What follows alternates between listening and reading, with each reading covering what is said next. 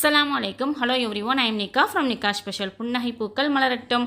Friends, இன்றைக்கி நம்ம சேனலில் என்ன வீடியோ பார்க்க போகிறோம்னா, முட்டை சேர்க்காம மைதா சேர்க்காம ஓவனில் செய்யாத நல்ல சாஃப்டான கோகனட் ரவா கேக் அதான் பார்க்க போகிறோம். அதை பார்க்குறதுக்கு முன்னாடி நம்ம சேனலில் இப்போ தான் ஃபஸ்ட் டைம் பார்க்குறீங்கன்னா சப்ஸ்கிரைப் பண்ணிக்கோங்க. பக்கத்தில் பெல் ஐக்கானை கிளிக் பண்ணிவிட்டு ஆளுங்க நோட்டிஃபிகேஷனையும் கொடுத்துக்கோங்க. அப்போ தான் நான் எப்போம்னா வீடியோ போடணும் நோட்டிஃபிகேஷன் வரும். இன்ஸ்டாவில் ஃபாலோ பண்ணாதவங்க ஃபாலோ பண்ணிக்கோங்க. உங்களோட ஒவ்வொரு லைக்கும் எனக்கு ஒரு எனர்ஜி பூஸ்டர். ஸோ மறக்காமல் வீடியோ பார்த்து லைக் பண்ணிடுங்க. இப்போ வாங்க வீடியோக்குள்ளே போகலாம். கோகனட் ரவா கேக் செய்கிறதுக்கு நாங்கள் ஒரு மிக்ஸி ஜார் எடுத்து வச்சுருக்கேன். அதில் 3/4 கப் அளவுக்கு கட் பண்ணி வச்சுருக்க தேங்காய் வந்து சேர்த்துக்கிறேன். கூடவே பார்த்தீங்கன்னா 3 ஏலக்காயும் சேர்த்துக்கிறேன். நீங்கள் எந்த கப்பில் ரவை எடுக்கிறீங்களோ அதே கப்லையே எல்லா பொருட்களையும் அளந்து எடுத்துக்கோங்க. இப்போ வந்து இதை வந்து தண்ணி சேர்க்காமல் அரைச்சி எடுத்துகிட்டு வந்துடலாம். நான் 2-3 பல்ஸ் விட்டு அரைச்சி எடுத்துகிட்டு வந்திருக்கேன். இப்போ இதை வந்து மிக்சிங் பவுலில் வந்து சேர்த்துருவோம். அடுத்து இதில் 1 கப் அளவுக்கு ரவை சேர்த்துக்கிறேன். வறுத்த ரவை வறுக்காத ரவை எதனாலும் சேர்த்துக்கலாம். நான் ஃபஸ்ட்டு சொன்ன மாதிரி தான், நீங்கள் எந்த கப்பில் ரவை எடுக்கிறீங்களோ அதே கப்லையே மற்ற பொருட்களை அளந்து எடுத்துக்கோங்க.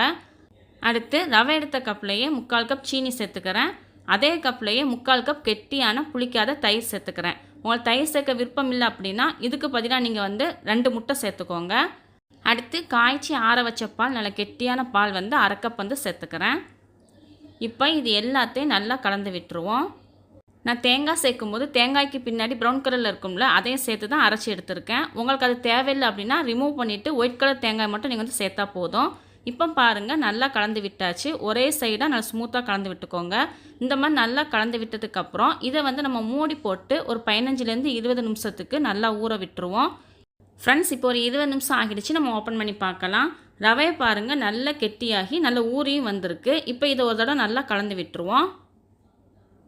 இப்போ பாருங்கள், நல்லா கலந்து விட்டாச்சு. அடுத்து இதில் வந்து 1/4 கப் அளவுக்கு வாசனை இல்லாத எண்ணெய் சேர்த்துக்கலாம். நீங்கள் எண்ணெய்க்கு பதிலாக நெய் கூட 1/4 கப் வந்து சேர்த்துக்கலாம். இப்போ வந்து நல்லா மிக்ஸ் பண்ணி விட்டுருவோம். அந்த ரவை கூட நம்ம சேர்த்துருக்க எண்ணெய் இருக்குல்ல, அது நல்லா கலந்து வரணும். இப்போ பாருங்கள், ரவை அந்த எண்ணெய் எல்லாமே நல்லா கலந்து வந்துருச்சு. அடுத்து இதில் வந்து பேக்கிங் பவுடர், பேக்கிங் சோடா வந்து சேர்த்துக்கலாம். 1 teaspoon baking powder, 1/2 teaspoon baking soda சேர்த்துருக்கேன். இப்போ இந்த ரெண்டையும் கலந்து விடணும் அப்படிங்கிறதுக்காக 1 ஸ்பூன் அளவுக்கு மட்டும் பால் சேர்த்துக்கிறேன். எக்ஸ்ட்ரா சேர்க்க வேண்டாம், 1 ஸ்பூன் பால் வந்து போதும். இப்போ நல்லா கலந்து விட்டுருவோம். எப்போதுமே மாவு வந்து கலந்து விடும்போது ஒரே டைரெக்ஷன்லேயே கலந்து விட்டுக்கோங்க. ரொம்ப ஸ்மூத்தாக சாஃப்டாகவே கலந்து விட்டுக்கோங்க. இப்போ பாருங்கள், நல்லா கலந்து விட்டாச்சு. ஃபைனலாக இதில் வந்து 1/2 டீஸ்பூன் அளவுக்கு லெமன் ஜூஸ் வந்து நம்ம சேர்த்துக்கலாம். உங்கள்கிட்ட வந்து குக்கிங் வினிகர் இருந்துச்சு அப்படின்னா குக்கிங் வினிகர் வந்து ஒரு 1/2 டீஸ்பூன் அளவுக்கு சேர்த்துக்கோங்க. இந்த மாதிரி லெமன் ஜூஸ் அல்லது வினிகர் சேர்க்கும் போது கேக் நல்லா சாஃப்டாக நல்லா பொங்கி வரும். அதுக்காகத்தான். இப்போ நல்லா கலந்து விட்டுருவோம். இதை நாங்கள் மாவு ரெடி பண்ணிகிட்டு இருக்கும்போதே ஸ்டவ்வில் ஒரு கடாயை வச்சு 5 மினிட்ஸ் ப்ரீஹீட் பண்ண வச்சுட்டேன். இப்போ இதை வந்து கேக் டின்னுக்கு வந்து நம்ம மாற்றிக்கலாம். மாவு நல்லா கலந்து விட்டாச்சு. கேக் டின்னில் பார்த்தீங்கன்னா பட்டர் ஷீட் வச்சு மேலே வந்து நெய் தடவிருக்கேன். உங்களுக்கு நெய் தடவை விருப்பம் இல்லை அப்படின்னா எண்ணெய் கூட நீங்கள் தடவிக்கலாம்.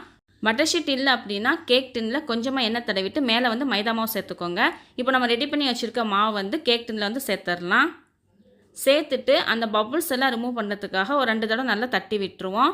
இப்போ ஸ்டவ்வில் பார்த்தீங்கன்னா நம்ம கடாயும் நல்லா சூடாகி வந்துருச்சு. அதில் ஒரு ஸ்டாண்டு வச்சுக்கலாம். ஸ்டாண்ட் வைக்கும் போது கை சுற்றாமல் பார்த்து வச்சுக்கோங்க. வச்சுட்டு இப்போ கேக் டின்னை எடுத்து நம்ம உள்ளே வச்சுருவோம். இப்போ இதை மூடி போட்டு லோ ஃப்ளேமில் 35லேருந்து 40 நிமிஷத்துக்கு வேக விட்டு எடுத்துடலாம். இதையே நீங்கள் வந்து ஓவனில் செய்கிறா இருந்தால் 180 டிகிரி செல்சியஸில் ஓவனை 5 மினிட்ஸ் ப்ரீஹீட் பண்ணிவிட்டு 40லேருந்து 45 நிமிஷத்துக்கு நீங்கள் வந்து வேக வச்சு எடுத்துக்கோங்க. இப்போ இது இருக்கட்டும். இங்கே பார்த்தீங்கன்னா கொஞ்சமாக முந்திரி பருப்பு, பிஸ்தா பருப்பு, அப்புறம் வந்து பாதாம் பருப்புலாம் சின்ன சின்னதாக கட் பண்ணி வச்சுருக்கேன். கேக்கு மேலே வந்து போடணும் அப்படிங்கிறதுக்காக. இப்போ ஒரு 10 நிமிஷம் ஆகிடுச்சு. நம்ம ஓப்பன் பண்ணி பார்க்கலாம். கேக் பாருங்கள், நல்லா பொங்கி வந்திருக்கு. இப்போ இதுக்கு மேலே வந்து நட்ஸ்லாம் போட்டு வச்சுட்டேன். இப்போ இதை மூடி போட்டு ஒரு 30 நிமிஷத்துக்கு நம்ம வேக விட்டுருவோம். இப்போ மூடி போட்டுட்டேன். 30 நிமிஷம் கழித்து நம்ம பார்க்கலாம். ஃப்ரெண்ட்ஸ், இப்போ ஒரு 30 நிமிஷம் ஆகிடுச்சு. நம்ம ஓப்பன் பண்ணி பார்ப்போம். கேக்கோட நடுப்பகுதியில் இந்த மாதிரி குச்சி விட்டு பார்ப்போம். மாவு ஒட்டி இருந்துச்சுன்னா எக்ஸ்ட்ரா டைம் எடுத்து வைக்கணும். இப்போ வந்து மாவு ஒட்டி இருக்குது, அதனால் எக்ஸ்ட்ரா ஒரு 10 நிமிஷம் வந்து நான் வச்சு எடுக்க போகிறேன். இப்போ நான் மூடி போட்டுட்டு ஒரு 10 நிமிஷம் கழித்து பார்ப்போம். ஃப்ரெண்ட்ஸ், நம்ம எக்ஸ்ட்ரா ஒரு 10 நிமிஷம் வச்சுருந்தோம்ல, அதுவும் முடிஞ்சிருச்சு. இப்போ பாருங்கள், கேக் வந்து நல்லா வெந்து வந்திருக்கு. குச்சிலையும் ஒட்டவும் இல்லை. இப்போ கேக் டின்னு எடுத்து வெளியில் வச்சுட்டேன். இது இப்போ வந்து ரொம்ப சூடாக இருக்குது. சூடு ஆறுனதுக்கு அப்புறம் நம்ம பிளேட்டுக்கு மாற்றி வந்து கட் பண்ணிக்கலாம். ஆனால் கேக்கோட ஃப்ளேவர் வந்து செம்மையாக இருக்குது. ஏன்னா ஏலக்காய்லாம் போட்டு நம்ம அரைச்சிருக்கனால சூப்பராக இருக்குது. அதே மாதிரி கேக்கோட கலருமே பார்க்குறதுக்கு சூப்பராக இருக்குது. ஃப்ரெண்ட்ஸ், இப்போ வந்து கேக் வந்து நல்லா ஆறிடுச்சு. அதே மாதிரி நல்லா சாஃப்டாகவும் இருக்குது. இப்போ இதை வந்து பிளேட்டுக்கு வந்து நம்ம மாற்றிக்கலாம். ஃப்ரெண்ட்ஸ், நான் இப்போ கேக் வந்து பிளேட்டுக்கு மாற்றிட்டேன். கேக் டின்லேயும் ஒட்டவும் இல்லை. கேக் வந்து நல்ல ஸ்பாஞ்சியாக செம்ம சாஃப்டாக இருக்குது. அவ்வளோதான், நம்மளோட சூப்பரான கோகனட் ரவா கேக் வந்து ரெடி ஆயிடுச்சு. இப்போ கட் பண்ணலாம். கட் பண்ணும்போது பாருங்கள் எவ்வளோ சாஃப்டாக கட் ஆகுதுன்னு. செம்ம சாஃப்டாக இருக்குது. நான் எடுத்து காட்டுறேன் இப்போ உங்களுக்கு. முட்டை சேர்க்காமல் மைதா சேர்க்காமல் ஓவனில் செய்யாமல் நல்ல சூப்பரான சாஃப்டான குழந்தைங்களுக்கு ரொம்ப பிடிச்ச மாதிரி கோகனட் ரவா கேக் வந்து ரெடி ஆயிடுச்சு. அடுத்து நம்மோட வேலை தான் சாப்பிட்டு பார்க்குறது. சாப்பிட்டு பார்க்குறதுக்கு முன்னாடி கேக் எடுத்து உங்கள்கிட்ட பிச்சு காட்டுறேன் பாருங்கள். அந்த ரவையும் தேங்காயும் எந்த மாதிரி தெரியுதுன்னு உங்களுக்கு வந்து கேக்கு பார்க்கும்போதே தெரியும். இப்போ நான் பிச்சு காட்டுறேன் பாருங்கள் எவ்வளோ சாஃப்டாக இருக்குன்னு. அதே நேரம் நம்ம மைதா சேர்க்கலை அப்படின்னாலுமே கேக் வந்து உதிரவே இல்லை. சூப்பராக நான் ஸ்பாஞ்சியாக நான் சாஃப்டாகவே இருக்குது. ஓகே ஃப்ரெண்ட்ஸ், இப்போ வந்து நம்ம டேஸ்ட் பண்ணி பார்க்கலாம் எப்படி இருக்குன்னு சொல்லிட்டு.